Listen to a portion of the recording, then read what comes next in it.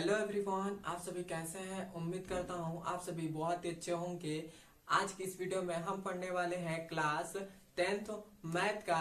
इस वीडियो में देखेंगे एक वेरी वेरी इंपॉर्टेंट क्वेश्चन जो हमारे 2024 के बोर्ड एग्जाम के लिए बहुत ही ज्यादा इंपॉर्टेंट है।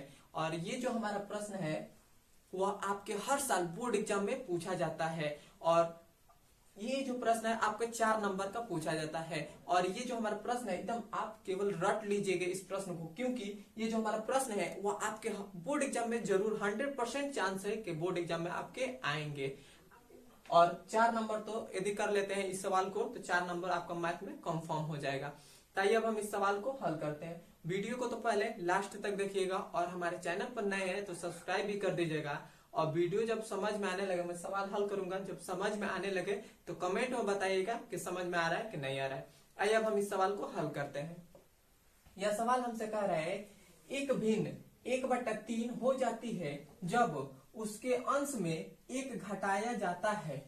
मतलब एक भिन्न संख्या है, उसके अंश में से जब हम एक घटा दे रहे हैं तो वो जो संख्या बन रहा है वो 1/3 हो जाती है। इतना हो गया। अब दूसरे नंबर में कह रहा है फिर से वह 1/4 हो जाती है जब हर में 8 जोड़ दिया जाता है तो वह भिन्न ज्ञात कीजिए। जब भी ऐसा क्वेश्चन दे दे तो क्या करें, जब भी कोई कैसे भी क्वेश्चन दे दे और नीचे में कह दे कि यह संख्या ज्ञात कीजिए तो हम पहले उसे मान लेते हैं कि ये संख्या x है या y है या कुछ भी हम पहले मान लेंगे। तो हमें इसमें कहा है कि भिन्न संख्या ज्ञात कीजिए। तो भिन्न संख्या, भिन्न मतलब भिन्न क्या ज्ञात कीजिए, तो भिन्न मतलब कैसा होता है, जो हमारे ये 1/3 है इसी प्रकार का एक भिन्न होता है।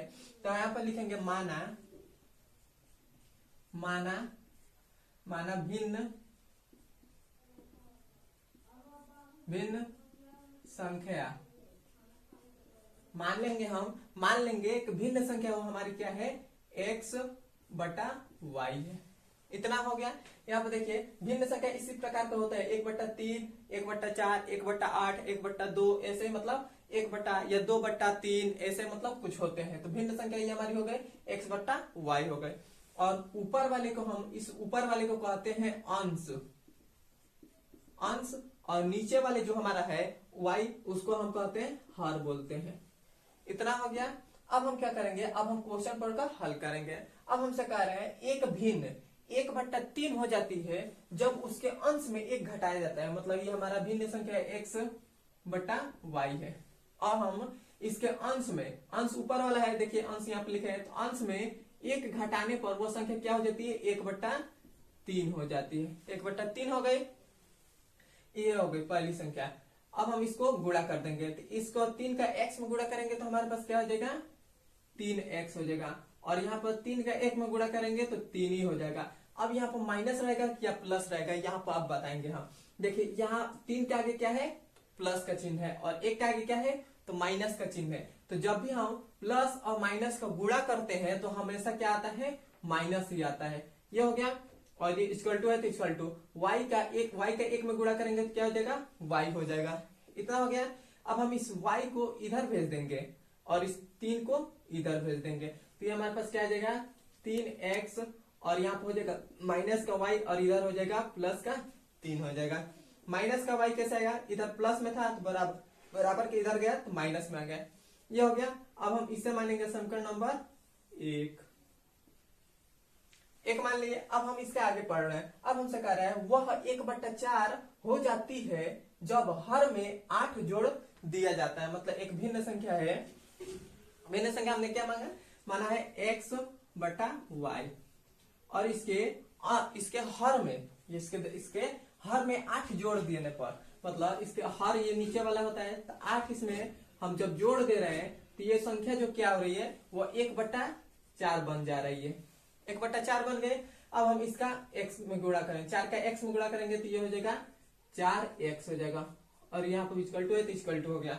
अब हम 1 का y में गुणा करेंगे तो y ही हो जाएगा, और 1 का 8 में गुणा करेंगे तो 8 हो जाएगा। अब यहाँ पे देखिए 1 के आगे क्या है, प्लस का साइन है, और 8 के आगे भी क्या है, प्लस का साइन है, तो ये हो जाएगा प्लस। अब हम क्या करेंगे, इस 8 को बराबर का इधर भेज देंगे तो ये हो जाएगा 4x माइनस का y और बराबर में 8 हो जाएगा। इतना हो गया। अब इसे मानेंगे समीकरण नंबर 2। समीकरण नंबर 2 मान लिए। अब हमारे पास ये हमारा 2 समीकरण निकल गया, तब हम इसे विलोपन विधि से या प्रतिस्थापन विधि से हल कर सकते हैं, किसी भी विधि से हम हल कर सकते हैं। तो हम यहाँ पर विलोपन विधि से हल कर रहे हैं, तो यहाँ पे लिख दीजिएगा विलोपन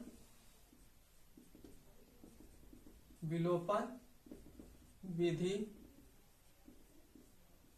से। विलोपन विधि से, तो विलोपन विधि में हम क्या करते हैं, जो हमारा समीकरण 1 है तो वो क्या है 3x माइनस का y बराबर में 3, और ये दूसरा वाला है 4x माइनस का y और बराबर में है 8। अब हम विलोपन विधि में हम क्या सबसे पहले देखते हैं, विलोपन विधि में हम देखते हैं कि जो हमारा चर है, ये जो इस समीकरण 1 में 2 चर है, अब हम इस चर के जो गुणांक है वो दोनों चर, मतलब इस x में इस चर का गुणांक 3 है और इस चर का गुणांक 4 है, तो ये दोनों हमारा सेम नहीं है। इस चर का देखिए 1 है गुणांक और इस चर का 1 है, तो इसी चर को हम लेंगे। मतलब हम दोनों समीकरण में देखते हैं कि जो चर का गुणांक है वो किसका सेम आ रहा है। मतलब हम ये हमारा समीकरण नंबर 1 में और समीकरण नंबर 2 में, इन दोनों में हम देखते हैं कि जो हमारा चर का गुणांक, ये हमारा x है, ये चर है, ये भी x है चर है, ये y है, ये भी चर है। तो देखते हैं कि दोनों समीकरण में जो चर का गुणांक है वो किसका सेम आ रहा है। तो इसमें देखिए x का गुणांक क्या है, वह 1 है, इसमें भी 1 का गुणांक क्या है, 1 ही है, तो इसको हम 1 ले लेंगे, पहले इतना लेंगे। यदि नहीं है तो उसको हम पहले बनाएंगे, चर का गुणांक को सेम बनाएंगे। उसके बाद अब हम क्या करेंगे, ये तो हमारा सेम है, तो सेम हो गया। दूसरे नंबर पे देखते हैं कि अब हम इसको जोड़े या घटाएं। तो यहाँ पे देखिए, अब हमें यहाँ पर हम जोड़ रहे हैं, यदि हम यहाँ पर जोड़ रहे हैं तो ये जो हमारा माइनस का y है, इधर भी माइनस का y है, तो ये हमारे पास माइनस का 2y हो जाएगा। तो ये हमारा कटेगा नहीं, हमें कटाना होता है, जो चर है एक चर को कटा देना होता है, तो ये कटेगा नहीं। यदि यहाँ पर हम माइनस यहाँ इन दोनों समीकरण में से इसको घटा दें तो हमारे पास क्या हो जाएगा, यहाँ पर माइनस ले रहे हैं घटाने पर, तो यहाँ पर हमारा प्लस ऑटोमेटिक हो जाएगा, यहाँ पर माइनस हो जाएगा। यहाँ पर प्लस कैसे है, यदि हम जब भी ऐसे समीकरण को घटाते हैं तो जहां माइनस का साइन रहता है वहां प्लस कर देते हैं, और जहां प्लस का साइन रहता है वहां माइनस कर देते हैं। तो यहाँ पर प्लस का साइन था तो माइनस कर दिया, यहाँ पर माइनस का साइन था तो प्लस, प्लस का साइन था तो माइनस, इतना हो गया। अब देखिए माइनस का 4x और माइनस का 3x, तो ये कितना हो जाएगा, माइनस का 1x बचेगा, 1x बचेगा। और यहाँ पे देखिए माइनस का y और प्लस का y, तो ये हमारा कट जाएगा। अब बराबर में ये हो गया, इक्वल टू चिन्ह था, इक्वल टू हो गया। अब यहाँ पर देखिए माइनस का 8 है और यहाँ पर प्लस का 3 है, तो ये कितना हो जाएगा, माइनस का 5 हो जाएगा। माइनस से माइनस कट गया तो x बराबर कितना आ गया, 5 आ गया।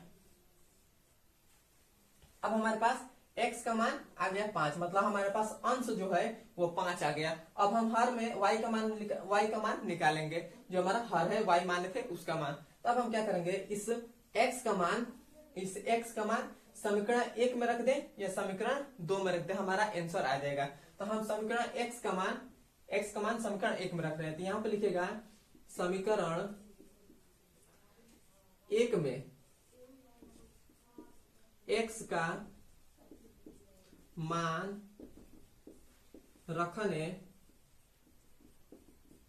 पर, समीकरण 1 में x का मान रखने पर, तो समीकरण हमारा 1 क्या है, तो वह है 3, और x की जगह पर हमें क्या रखना है, तो 5 रखना है, तो 5 हो गया। उसके बाद क्या है, माइनस का y है तो माइनस का y, और इक्वल टू में 3 है तो 3 हो गया, इतना हो गया।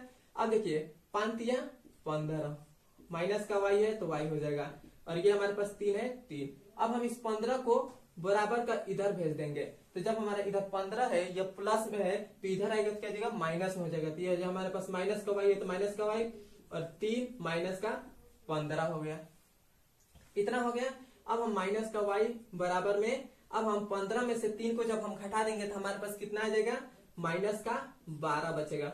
माइनस का 12 कैसे बचा, 15 में से 3 घटाए तो 12 हो गया। और यहाँ पर माइनस किसको हम यहाँ पर किस चीज का साइन लगाते हैं, देखते हैं कि इन दोनों में, ये हमारे दो संख्या है, इन दोनों में किसका बड़ा है, तो ये हमारा 15 बड़ा है, तो 15 के आगे वाला जो साइन रहता है उसको हम रखते हैं। तो 15 का आगे वाला साइन क्या है, माइनस का चिन्ह है, तो माइनस का लगा दिए। मतलब इन दोनों में देखते हैं कि बड़ी वाली संख्या कौन सी है और उसके आगे का जो साइन रहता है वही लगा देते हैं। तो ये बड़ी वाली संख्या है, बड़ी वाली संख्या है तो इसके आगे का साइन माइनस का है तो माइनस लगा दिए। अब यहाँ पे देखिए माइनस से माइनस कट गया तो y बराबर क्या आ गया, 12 आ गया। और हमारे पास x का मान कितना आया था 5, y का मान कितना गया 12। तो हमने यहाँ पर भिन्न संख्या क्या माना था, x बटा y, तो x का मान कितना आ गया 5 और y का मान कितना आ गया 12 आ गया और यही हमारी भिन्न संख्या हो गई और यही हमारे आंसर हो जाएगा। यहाँ तक आपको वीडियो समझ में ये सवाल समझ में आया है तो कमेंट में बताइए कि हाँ समझ में आ गया है, नहीं आया है तो वो भी बताइए और हमारे चैनल पर नए हैं तो सब्सक्राइब भी कर दीजिए और इस वीडियो को शेयर और लाइक भी कर दीजिए। अब हम मिलते हैं इसके अगले नंबर वीडियो में।